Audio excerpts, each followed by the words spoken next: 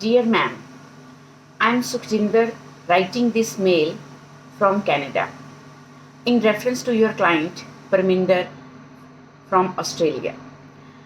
She is my first cousin and she told me about your therapy sessions and impact on her life. I am so thankful to you. I also watch your YouTube videos and I came to know that in reference of Mother's Day, you are conducting a series of interviews with various mothers. So here is my story and I wish, instead I request that you should share my story with your viewers with my permission. I wish from my heart that this story should be narrated by one mother for another. Wow. इसके साथ इन्होंने मुझे एक PDF file attach करके भेजी है mail में, जिसमें उन्होंने अपनी ज़िंदगी का पूरा वेरवा, अपनी जो लाइफ स्टोरी है वो मुझे भेजी है। होशियारपुर डिस्ट्रिक्ट के ही एक गांव से कनाडा गई हुई ये लड़की है। उन्होंने लिखा है कि वो 19 साल की थी जब वो एक लड़के से मिली और +2 के एग्ज़ाम्स देने वाली थी। उसी मुलाकात के दौरान कुछ ही दिनों में प्यार वाली फीलिंग आने लगी और एक बहुत ही होनहार ब्रिलियंट लड़की अपने करियर, अपने फोकस, अपनी लाइफ की प्लानिंग से डिस्ट्रैक्ट होके उस लड़के के सपनों को पूरा करने में जुट गई, जिसका ये ड्रीम था कि तुम आइल्स करो और मुझे भी तुम्हारे हिसाब से बाहर लेके जाओ। और वो उसने किया। अपने पेरेंट्स से झगड़ा करके, अपने पेरेंट्स की मॉनिटरी कंडीशन को भी समझते हुए भी उसने उनको लोन लेके ये प्रेशराइज़ किया कि वो आइल्स करेगी।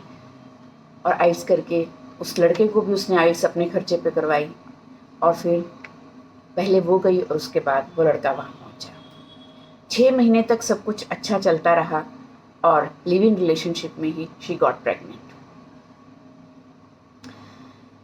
प्रेगनेंसी की खबर सुनते ही लड़के की पैरों के नीचे से ज़मीन खिसक गई और उसने बहुत ज़्यादा फिज़िकल और इमोशनल अब्यूज़ शुरू कर दिया।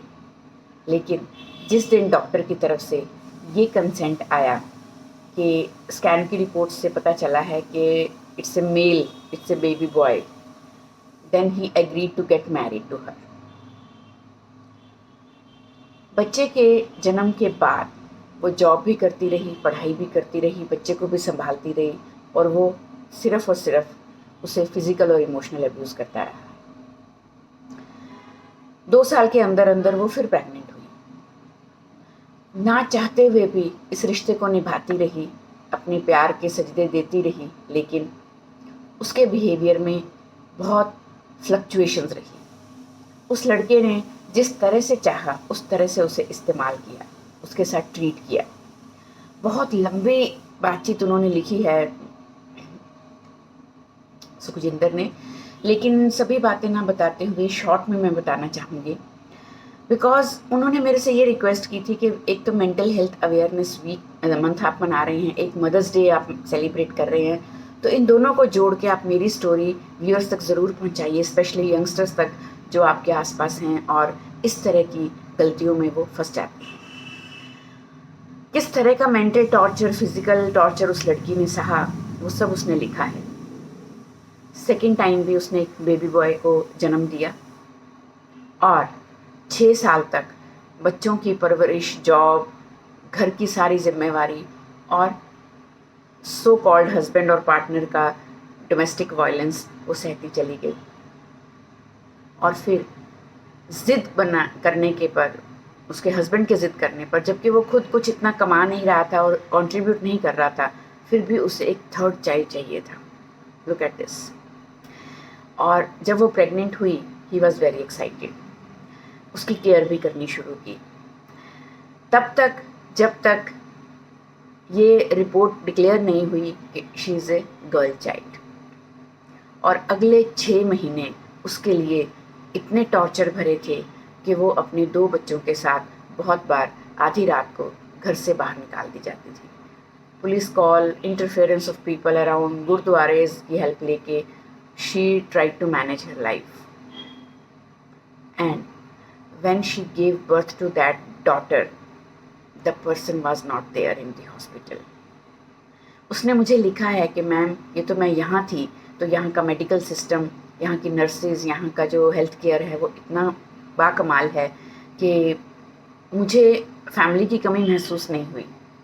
लेकिन जहाँ एक फादर को, एक पार्टनर को होना चाहिए था, वो मेरे साथ नहीं था।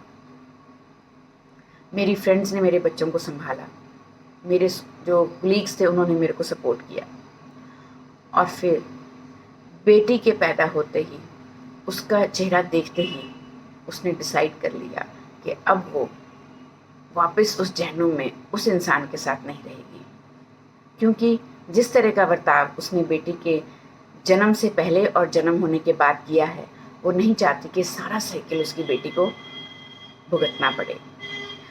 तो एक मदर जो अब तक इतनी स्ट्रांग नहीं थी, एक बेटी के जन्म देते ही उसके अंदर का स्ट्रेंथ, उसके अंदर का करेज इतना सेंसिटाइज हो गया कि उसने पहली बार उस वक्त अपने घर वालों को कॉल किया, माफ़ी मांगी अपनी गलतियों के लिए, अपने गलत फैसलों के लिए, और डिसाइड किया कि वो अब अपने तीनों बच्चों के साथ अपनी ज़िंदगी खुद मैनेज करेगी जैसे मर्जी। हॉस्पिटल से निकलते ही उसने डाइवोर्स केस फाइल किया, जिसके लिए ऑब्वियस है उसको बहुत ज़्यादा जो टॉर्चर, बहुत ज़्यादा difficulties, challenges, obstacles, struggle face करना पड़ा। और बच्चों की कस्टडी के लिए उस इंसान ने पूरा जोर लगाया just to let her down कि ये इस काबिल नहीं कि वो अपने बच्चों को देख सके। लेकिन फाइनली हार के उसने 2 बच्चे अपने बेटे उनके पास छोड़ दिए और अपनी बेटी को लेके अलग हो गई। इस पूरे ट्रॉमा में उसने जो मेंटल स्ट्रेस, जो इमोशनल बैगेज, जितना भी टॉर्चर, इमोशनल टॉर्चर सहा, वो सब उसने मेरे को उस मेल में, PDF फाइल में लिखा है। ये स्टोरी आपके साथ शेयर करने का मेरा मकसद क्या है? दो it's not a pleasant story, I know, लेकिन एक रियल लाइफ एग्जाम्पल से हम ये 2 दिनों को, मेंटल हेल्थ के इशू को और एक मदर्स डे के इशू को कनेक्ट करके देखें तो ना जाने कितनी माएँ इस तरह के मेंटल ट्रॉमा से गुजर रही हैं, और कितनी बेटियों को आज भी ये एहसास दिलाया जाता है कि उनकी इस दुनिया में ज़रूरत नहीं है। Exceptions are always there, I know. So एक लाइन जो मुझे सुखजिंदर की बहुत पसंद आई, जो उसने लिखी कि lying completely alone in the hospital bed, I watched in awe as my newborn baby daughter was placed gently in my arms. At that moment, it felt like all the pain and humiliation I had endured for the past 9 years at the hands of my partner just faded away. See the beauty of motherhood and see the beauty of being a daughter to any mother. It's really sad to say it took me to have a daughter to see all the bad things that were happening to me. कि मुझे एक बेटी को जन्म दे के ये एहसास हुआ, मुझे इस चीज़ का अफसोस है, उससे पहले मैंने अपनी आंखें नहीं खोली। But as I kissed my daughter and saw her face, it was like a light bulb moment. I decided to make sure she never grew up thinking that what her father had done to me and her that day was normal.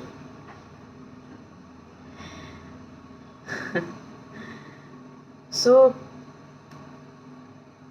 taking mental health trauma, taking physical or emotional abuse as normal, actually it's not okay. And we need to come out of this as soon as possible. So I request all ladies out there, if anybody is going through such situations, please call us anytime, 9417804547. I am Swin Saini.